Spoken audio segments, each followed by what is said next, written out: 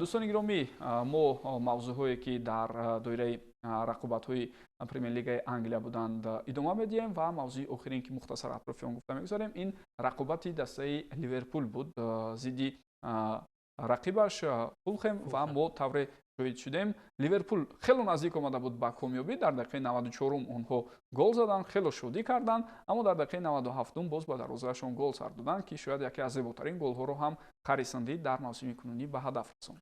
ҳоло сараввал дар бораи Арне Слот агар ишора кунем, шояд роҳбарияти Ливерпул аз роҳбарияти Манчестер Юнайтед ва Челси илҳом бигиранд ва онҳо хуб ягон иқдом мекунанд дар бораи иваз кардани сармураббӣ. Ва агар дар бозӣ байни дастаҳои Ливерпул ва Фулхэм мо назар андозем, онҷо аз тарафи Арне Слот як ҳайати бисёр аҷиб ба майдон оварда шуд. Дар ҳоле ки Муҳаммад Салоҳ дар ҷои Миллатҳои Африқо аст, Александр Исак осеб дорад, дар хатти ҳамла як ҳамлагар ба майдон овард, танҳо Коди Гакпо.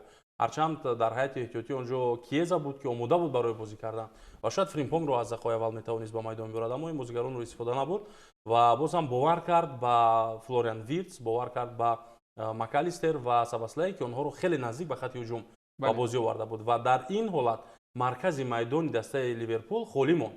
Онҷо Гравенберг буд ва Кёртис Ҷонс. Ин ду футболбоз умуман ба ҳайси бозисоз натавонистанд дар ҳамин бозӣ аз ӯҳдаи кор бароянд ва ҳамин чиз рафти бозии Ливерпулро ҳарчанд гуфта наметавонем ки чандон бебарор кард, чунки онҷои даста шикаст нахӯрд, аммо хеле заиф кард ва бозӣ бесифат нишон дод Ливерпул. Умуман ҳуҷумҳо хеле кам буданд, зарбаҳо хеле кам буданд ва воқеан мушкилии калон барои ба миён овардани имкониятҳо буд дар ҷаримагоҳи дастаи Фулхэм.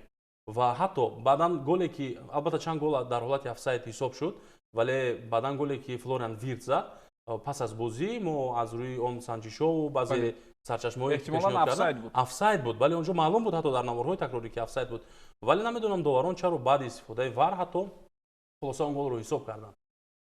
Ва Фулхэм ин дастае аст ки ҳоло дар хонаи худ бозиҳои хуб мекунад дар Лондон. Онҳо Манчестер Ситиро ҳамин гуна азоб доданд ва қариб буд ки мусовӣ мекарданд. 4 гол зада тавонистанд ба дарвозаи Гвардиола ва ҳамон голи афсонавие ки Ҳаррисон Рид дар лаҳзаҳои охир зад, фикр мекунам аллакай бозгӯи он аст ки ин даста бо кадом ангеза дар хонаи худ бозӣ мекунад. Онҳо ҳаргиз розӣ нашуданд ба ин ки дар аввалин бозии худ дар соли нави милодӣ шикаст бихӯранд ва аз Ливерпул як имтиёз ба даст оварданд. Хуб иловао бошад маълумат. илова якум бор иномадӣ рост гуфт, ягон илова нест. Ташаккур.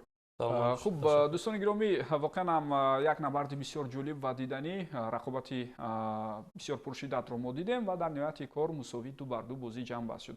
биёед акнун натиҷаҳои дигаре ки ин ҳафта буданд дар премер-лигаи Англия дар даври 20-ум барои шумо пешниҳод кунем. Астон Вилла зидди Ноттингем Форест 3-1 пирӯз шуд. Брайтон 2-0 Бёрнлиро шикаст дод. Нахустин ғалабаи Вулверхэмптон дар ин мавсим ба қайд гирифта шуд. онҳо Вестхэмро 3-0 шикаст доданд.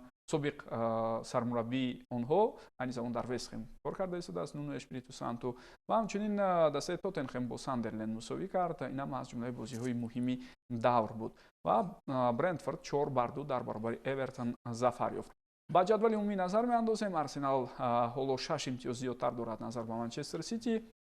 Астон Вилла ҳам шумора имтиёзҳояш бо Манчестер Сити баробар аст ва акнун Ливерпулу Челси ва Манчестер Юнайтед аз пешсафон андаке қафо мемонанд, вале Брентфорд, Сандерленд, Ньюкасл ва Брайтон ҳам чандон дур нестанд. умуман тафовут аз зинаи чорум Ливерпул то ба дастае ки дар зинаи 14 Кристал Пэлас аст, ҳамагӣ бубинед 7 имтиёзро ташкил медиҳад ки як-ду бозии нокоми ин ё он даста метавонад ҳолатро куллан дар ҷадвал дигаргун кунад ва Вулверхэмптон ҳам ба воситагӣ натиҷаи худро беҳтар карда истодааст.